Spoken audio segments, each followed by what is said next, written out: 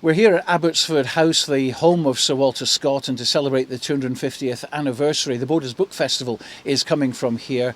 And one of the events is with Ian Landles and Billy Gillies. And Ian and Billy are both with me now. Ian, tell us about your event, which is happening on Wednesday. It's a conversation with Finlay Calder and Duke Richard of Buccleuch and Billy and I. And we're going to be speaking about and launching this book about the Carterhaugh Ba game, which took place on the 4th of December 1815. And 200 years later we had a reenactment on that same day in 2015, and it's taken us 6 years to get the book out. Lord John Scott, the Duke's brother, has been publishing it in Turkey. The book's got stuck at the Bulgarian border because of Brexit, but they're at last here, and they're going to be available on the day.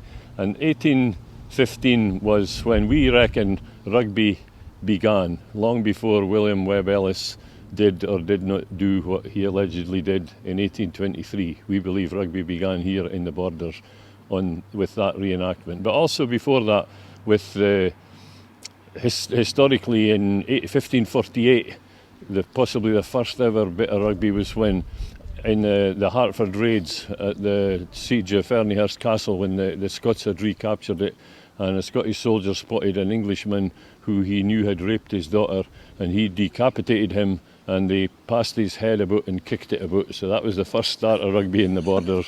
but then it developed into the handball game, which is played all over Britain, for St Ives right up to Kirkwall, but particularly here in the Borders.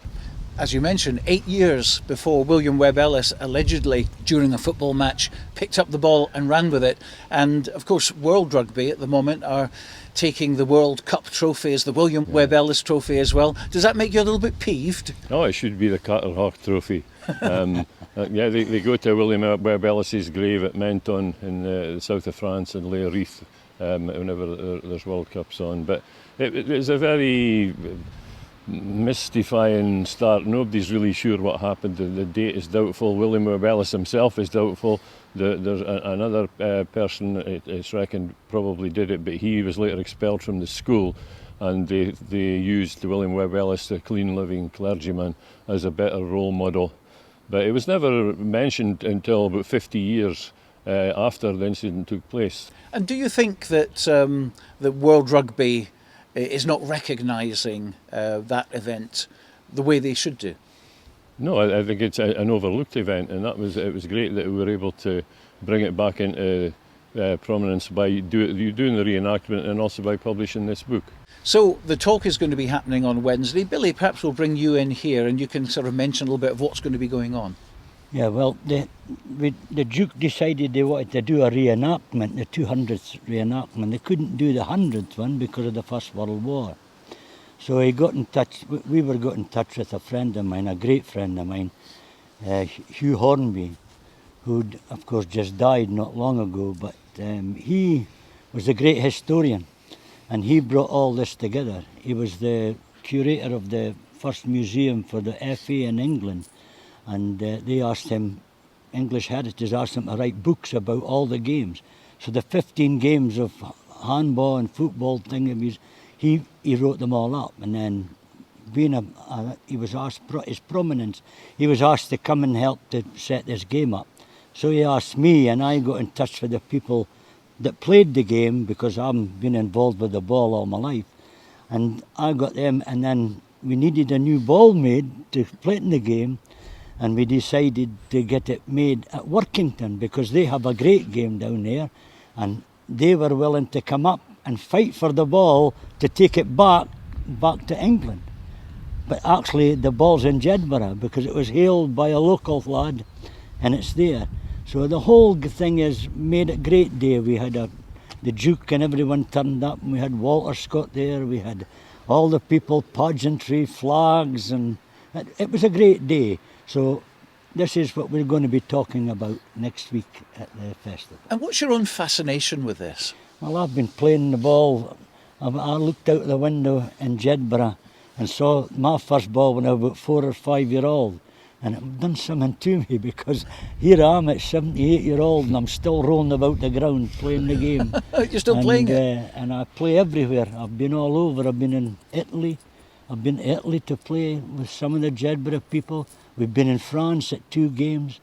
So, and the games, all the games in Britain, you can go to them all. I've been to Orkney, all over. So it's been a great thing for me over my life, and I've tried to keep up with the history of it, and keep it going and keep it in the public eye. But coming back to the 1815 game, how it came about was that the Duke of Buccleuch, the great grandfather of the present Duke, and his brother-in-law, the Earl of Hume, they were just having a bit banter, and they were speaking about the Selkirk song, which goes up with the suitors of Selkirk and down with the Earl of Hume, and it is allegedly to do how both fared in the Battle of Flodden.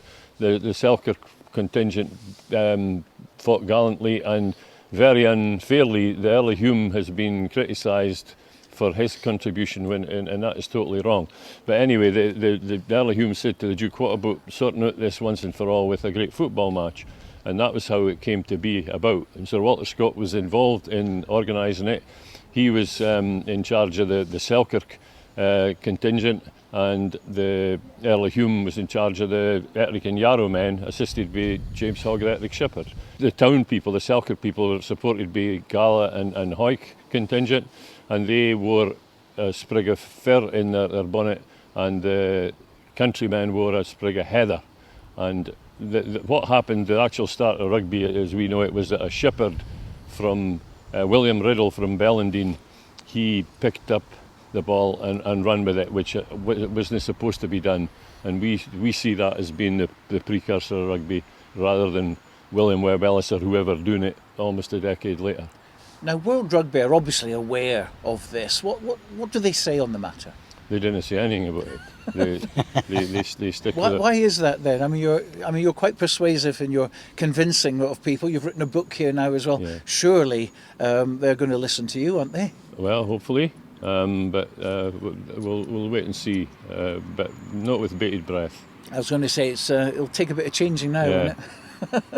But it is a fascinating subject, and whilst I've got you here, because you are the go-to historian for Hoyk and the borders in general, and a lot of people outside the area will have heard about the Hoyk rugby team being called the Robbie Dyes and the Teeries, of course. Can you just explain for them what the Teeries and the Robbie Dyes are all about? Well, Teeries is straightforward. Hoyk's sort of national anthem, as it were, is Teerie Bus, which is sung with great gusto at every common riding. Teerie Bussy, Teerie Orden, sons of heroes slain at Flodden, imitating border bowmen, I defend your rights in common. And Teerie Bus gives the name to the Teeries. That's where it comes from the words of the song. It was an age-old slogan which the song is written about. But from time immemorial, Teerie Bus was a kind of battle cry for the Hoyk folk, and that's why Teeries comes about. Robbie Dyes is a wee bit more difficult. There are various theories, but the simplest one is that a great supporter of Hoyk rugby in its early days was called Robbie, and he worked as a dyer, and he coined the phrase the Robbie Dyes, and that has stuck. Well, it's all fascinating stuff, and it's great to have you two guys around to tell the stories, and we all look forward to Wednesday when you'll be in conversation with Finlay Calder and other people as well, and all the very best with it. Thanks for joining us. Thank you. Thank you.